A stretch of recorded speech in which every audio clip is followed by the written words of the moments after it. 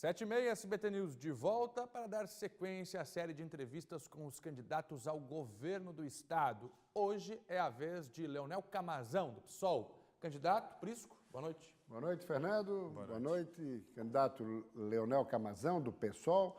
A primeira pergunta que eu lhe faria é o seguinte: a candidatura do PSOL é apenas para marcar uma posição sobre o aspecto programático e ideológico ou tem perspectiva eleitoral?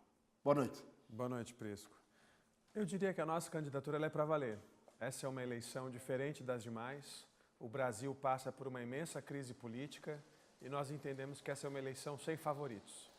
E acreditamos que um projeto como o nosso, um projeto alternativo, um projeto de mudança para Santa Catarina e para o Brasil, tem muito espaço para crescer. A gente está vindo com força e com vontade para ganhar. Agora, na leitura do posicionamento político-eleitoral de alguns candidatos, eu percebo, por exemplo, que Décio Lima tem dado algumas estocadas em Mauro Mariani na expectativa de chegar ao segundo turno. E Camazão não apenas em Mauro Mariani, também em Gelson Merizio. Qual é a estratégia sobre esse aspecto de acomodação na disputa de primeiro turno? Prisco, eu entendo que tanto o candidato Mauro Mariani como o candidato Gelson Merizio, eles fazem parte do atual governo. Eles governaram Santa Catarina, apoiaram nos últimos 16 anos. Então, o papel da nossa candidatura também é não só de denunciar o que está errado, e eles representam isso, mas também de propor soluções para os problemas de Santa Catarina. Então, eu acho que os dois têm mais a dizer porque eles representam o atual governo. Perfeito. E quais são essas soluções que são consideradas como prioritárias por Camazão? Prisco, a gente precisa desatar o nó do caixa do Estado, porque é com o dinheiro que a gente faz as obras e presta os serviços necessários para o povo catarinense. E para desatar esse nó, nós precisamos rever as isenções fiscais que o Estado concede hoje na ordem de 6 bilhões de reais, que é mais do que se investe em saúde, é mais do que se investe em educação. Enquanto a gente não rever as isenções fiscais, nós não vamos ter recurso para investir naquilo que realmente interessa. E nós temos aí uma dívida bilionária no valor de uma dúzia, considerando IVESC, letras, aqui o contencioso da 401, só nesse tripé são 12 bilhões de reais. Sim, por isso que isso é o resultado da má gestão pelo qual o Estado passou nesse tempo, né? Eu costumo dizer, o MDB quebrou o Rio de Janeiro, quebrou o Rio Grande do Sul, com Michel Temer quebrou o Brasil e está entregando Santa Catarina prestes a quebrar também. Então nós vamos ter que fazer uma gestão com muita responsabilidade, com pulso firme e também cortando privilégios e combatendo a corrupção, porque isso também escoa o dinheiro do caixa do povo catarinense. Que tipo de privilégio, Camazão? Primeira coisa, a gente tem que parar de pagar pensão para ex-governador, né? Isso é uma decisão política, já tem uma lei nesse sentido e não faz sentido que a gente pague esse valor a ex-governadores, né? Muitos dos quais ainda ocupam cargos eletivos. Nós também vamos combater os privilégios na Assembleia Legislativa, que hoje é uma das mais caras do país. Vamos mexer na lei do financiamento da Assembleia e utilizar esse recurso para financiar a nossa universidade, para financiar o DESC. Esse é um dos nossos compromissos. Em relação ao Poder Judiciário e ao Ministério Público? Nós vamos ter que sentar para conversar com o Judiciário, porque não é razoável que um juiz receba de auxílio moradia mais do que um professor recebe em sala de aula. Isso é uma coisa calamitosa, isso precisa ser combatido, precisa mudar. E Ministério Público? Da mesma forma, porque o auxílio é o mesmo, né? É o mesmo valor, é a mesma carreira, né?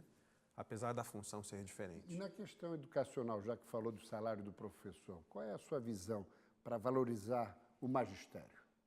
Tem que desfazer as maldades que o governo Raimundo Colombo fez nos últimos anos. Esse é um governo que fechou 58 escolas, que entrou na justiça para não pagar o piso do professor e que achatou a carreira. Depois que perdeu na justiça e teve que pagar o piso do professor, a distância entre a pessoa que entra hoje e a pessoa que já tem pós-graduação, ela foi encurtada.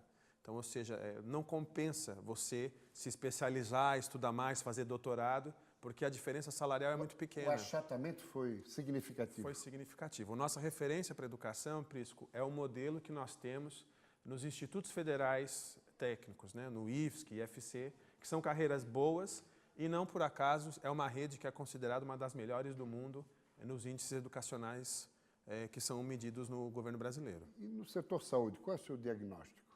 A gente precisa descentralizar a saúde de Santa Catarina, levar atendimentos de média e alta complexidade para o interior do estado, mas também precisamos formar profissionais de saúde em todas as regiões. E quando eu digo formar, é formar na UDESC, formar na nossa universidade pública, porque a universidade privada ou comunitária nem sempre permite que todas as pessoas acessem por causa do preço. Então a gente quer formar profissionais de saúde para que esses profissionais fiquem na sua região, né? Às vezes, não tem um médico em Pinhalzinho, por exemplo, falta médicos em Pinhalzinho, mas nós precisamos formar médicos lá na região. Tem um campi da UDESC lá e nós poderíamos estar formando profissionais de saúde para democratizar o acesso a esses cursos, mas também para que a gente forme pessoas nas regiões e elas fiquem na sua região para melhorar a prevenção na saúde. Muito grato, candidato Leonel Camazão, do PSOL, candidato ao governo do Estado. Grato pela presença. Eu que agradeço. Obrigado. E, Fernando, rapidamente, uma última notícia. O Tribunal Regional Eleitoral acaba de receber 12 solicitações de impugnação de candidaturas.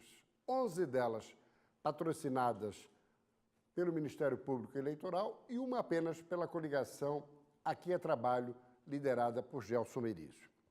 Nesse caso, é em relação a José Roberto Martins, o Beto Martins, ex-prefeito 2 mandatos de Imbituba.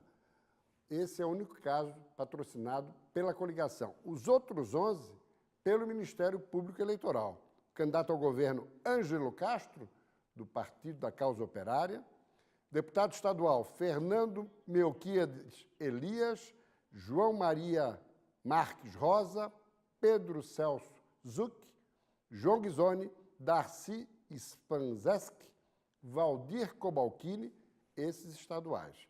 E agora os federais, João Rodrigues, Manuel Dias, Fernando Garcia e Leudemir Espíndola. Falei agora há pouco com Beto Martins, que disse que está absolutamente tranquilo com relação à sua situação, tanto é que o pedido de impugnação em relação a ele não veio do Ministério Público Eleitoral. Fernando.